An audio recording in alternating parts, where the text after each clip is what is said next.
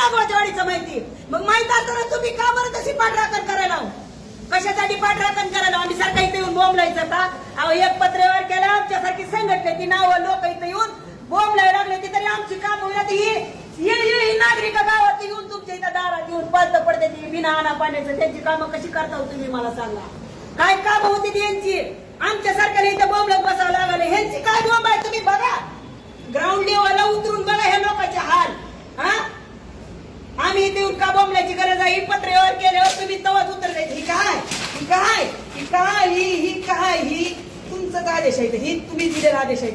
ह्याला पेटवा. ही तुम्ही दिलेला आदेश आहे. तुम्हीच म्हणता मोजण्या करा. ग्रामपंचायतीला म्हणता मोजण्या करा. करा मोजण्या. कशा अशा मोजण्या? हीच का तुमचे आदेश? हीच तुमचे आदेश?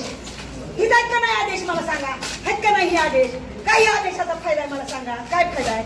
काय फायदा आहे आदेशाचा? आहे का काय फायदा? तुम्ही दिलं का नाही? 2 रुपयाचं पान हे अधिकारी 40,000 50,000 पगार करणारा हेनी टायपिंग करून दिलेलं आहे. आणि काय करायचं आदेशाला? आम्ही तेल तूप लावून साठायचंय? हा काय करायचं सांगा की आम्ही? कोण न्याय देणार आम्हाला? कोण न्याय देणार? तुमच्यासारखी लोक जर अशी बघत बसणार आम्हाला न्याय देणार कोण? कशासाठी चालू आहे हे सगळं?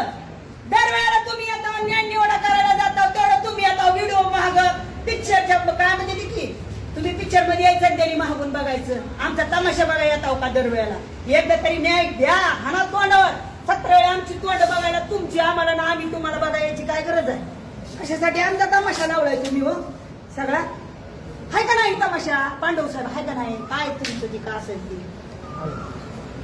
द्या लवकर. ती काय असेल ती पत्र द्या. नाही तर हो का काय नाही काय व्हायचं ती होऊ दे.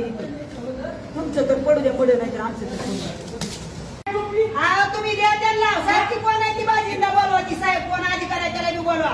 ती म्हणते म्हणा ही करा त्याला म्हणते त्याच्याकडे गावताना तर सला सामानच चालल्या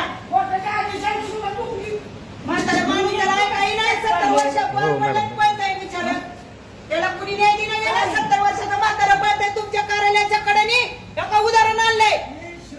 चला चला ठेप करा मरण असलं माणूस आलंय. डायरेक्ट अधिवेशनाचा खेळ आहे आणि तुझा हा टाइम गेलेला नाही आणि टाइम गेलेला नाही. नाहीतर ते दामपटल्यासाठी त्याचं काय काम होणार आहे? आणि ते आता बजावतोय.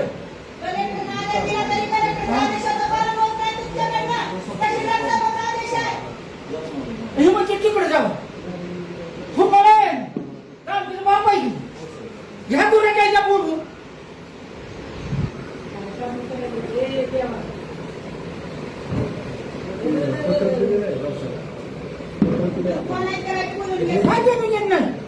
जनतेशी काय घेणं घेणं नाही. रोज दिवस आला पगार झाली आई झाली सकट झाला.